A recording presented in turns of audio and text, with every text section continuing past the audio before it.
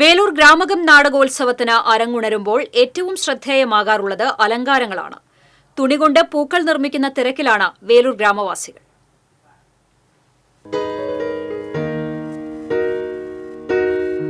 ഓരോ വർഷവും വ്യത്യസ്തമായ അലങ്കാരങ്ങളാണ് സംഘാടകർ നടത്താറുള്ളത്. ഇത്തവണ ഗ്രാമകം നാടകോത്സവ നഗരി അലങ്കരിക്കുന്നത് പല വർണ്ണത്തിലുള്ള പൂക്കൾ കൊണ്ടാണ്.